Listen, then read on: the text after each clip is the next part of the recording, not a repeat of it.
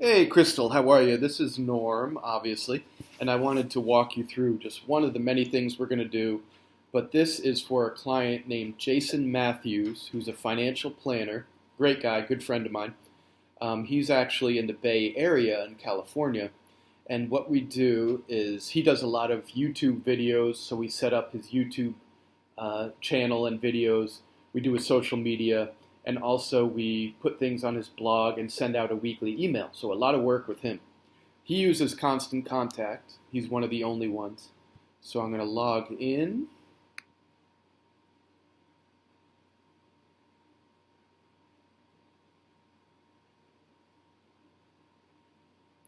And of course, I'll get you all his login and password credentials and stuff.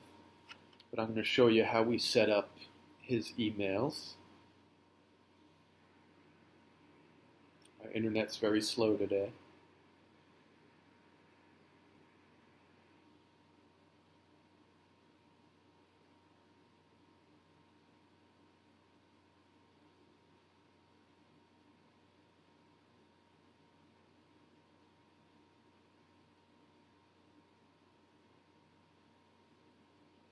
Okay, so this is his screen.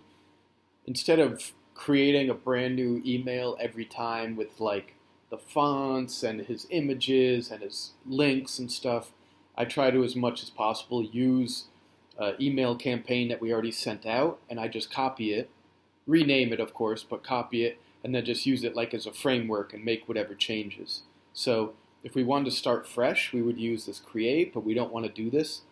These are some of the recent emails, but I'm going to hit for the campaigns, email campaigns, I'm going to hit view all. And it should pull up a whole list of the ones we've done.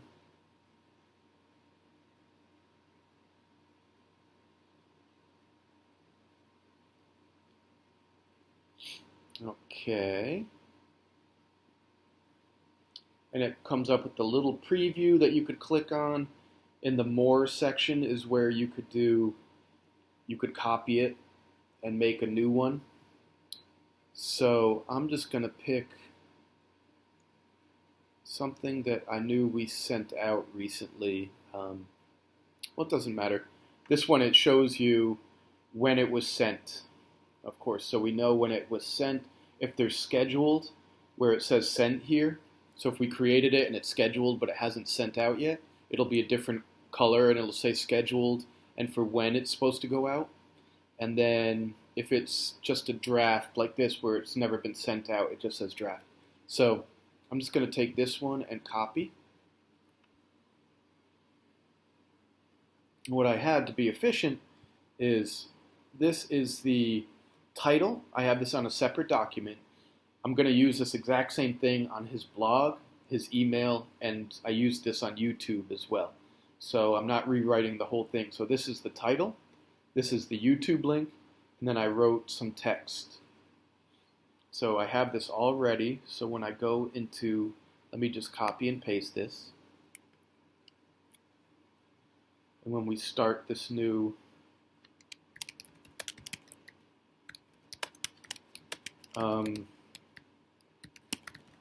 so we give it a name, a campaign name, but that's just for us, so we know what it is. That's not for the clients. They don't see that. They only see the subject of the email, but the name is for us.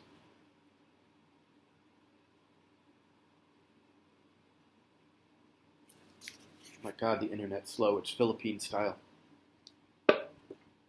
Okay, so a couple things. Up top, we have the subject and any pre-header, which we'll want to change. We have a photo, and we have the existing stuff from the last email. So I am just going to, maybe I'll keep the last part, and I'm just going to highlight this and hit delete. And then I had copied the other info, so I'm going to paste. So now it's all in here. Okay. Don't need this. There's always 2 or 3 links to the video, the blog, whatever we're sending them via email. So I always usually have a link at the end. I always have a please email me. That never really changes. And then in the beginning, I usually put the link, and then at the picture, I link it as well. Um, but we want that title. I'm clipping and pasting that title into the subject. So I just clicked on the subject. You see, I just click on it, and it pulls it up. I take out that, and I do that. Just clip and paste. Sometimes I add little emojis, which are like, obviously you know what an emoji is. But let me just look if they have one for taxes. It could be money maybe or something. See, we're saying we'll save them big money down the road. So maybe I'll do something cute like a little bank bag. Pre-header. A lot of emails have pre-headers. I don't really need them a lot for JSON, but some other clients want them, so we'll just leave it blank. And who it's from and all that stuff will always be the same. So I make sure I save that, and now I make sure it shows up right there. So next thing we're going to do is take this image, and I'm clicking on it. I just clicked on it, and we could delete it and drag over a new image to start fresh, but it's even easier just to replace that image. These are all the ones I've already uploaded to his account, but I need to upload a new one. So, hit upload, and on my desktop here, I already have it ready. So you could click here and through your computer's directory upload it, or you could just drag it. And now once you drag it, you have to hit upload files. And it will slowly but slowly load. Now this image I used for the YouTube as well. So when I create, and I'll use it for social as much as possible, unless it's, sometimes Instagram is different size, but I'll try to reuse this stuff for everything. I'll use it on this blog as email. So done. Now it shows up. This is all super simple. I'm sure you get all of this. But what I want to do is two things. I want to make sure it's big enough. And this is the link we know to the YouTube. So I'm copying that. Click here again, and where it has link. Now it's still linked to the old photo.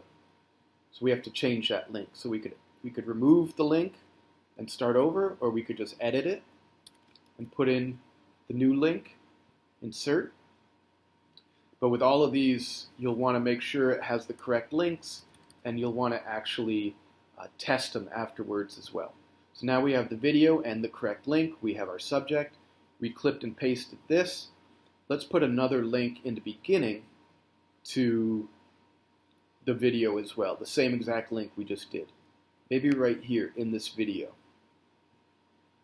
When you highlight it, this is going to pop up on Constant Contact, and this could basically, you could change the fonts, the colors, the alignment, all that fun stuff. We just click on the link. You could link to an email or download a document. We just want web page. I'm just going to paste the same exact link we used for the photo. Insert, boom, and you see it's right there. Remember we had at the end, I'm going to change it to you can watch this video here. And I'll just do watch this video here, highlight it, click web page, paste the exact same link, boom. Two other things. His email here, I wrote it out. We probably don't need that because it's down at the bottom. So I'm going to take that out. Thanks for subscribing to this channel, and you could contact me with questions. With any questions. This is just preference, but I'm going to put the video link there. And this last part, I'm going to put it down here. There's no right or wrong answer. I just prefer to do it that way. Now, one thing, you see that these colors are a little different and the fonts are a little different? Each time the font and the size and stuff might be different. It doesn't show up a lot in your email, but when you email it to someone, it'll look very bad because it'll look different fonts. So I'm just going to go over and make sure it's the same. I'm going to choose Arial for no real reason. I'm going to choose 14. That's a nice big font. I'm going to make sure it's the blackest of blacks, so the font should be all the same now. And then I have to hit done every time.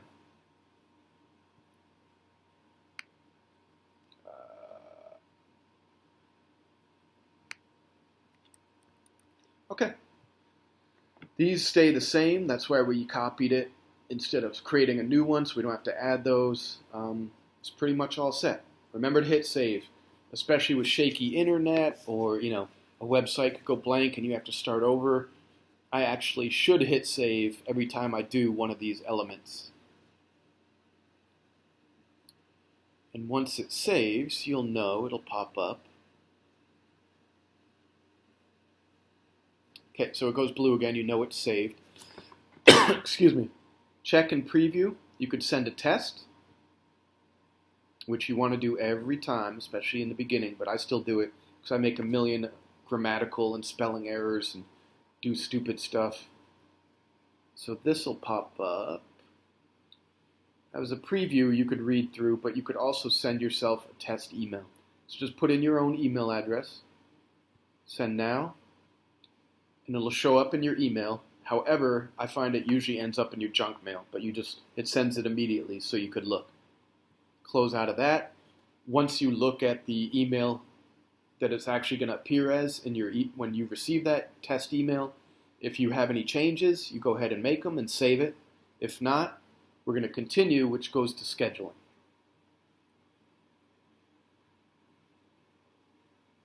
It seems like a lot of steps, but it'll be so intuitive, you'll be like the email master soon. So, send now. No, we don't want to do that. First off, with Jason at least, we're going to select all. So it always goes out to all his contacts. We're going to choose a date. We always go for Thursdays usually. Thursdays around 10 in the morning Pacific time is usually when I send out his emails. However, this week, July 4th is a holiday. So I'm going to push it to Wednesday. For no real reason other than by Thursday, people are going to be thinking about their holiday, their vacation, their weekend. They're not going to be even doing much business. So I'm going to go ahead and do this for July 1st, which is Wednesday, 10:25. Make sure it's AM. Check again real quickly the subject, that there's nothing from an old email in there. Schedule. Boom. And that way it's so nice you don't have to do anything else that day. It just goes out and you'll be able to see open rates, click rates, all that fun stuff. But now I go back to campaigns.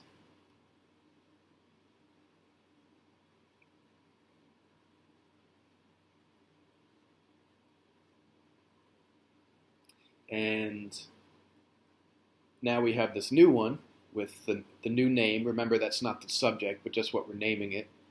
And it shows scheduled, and it shows when.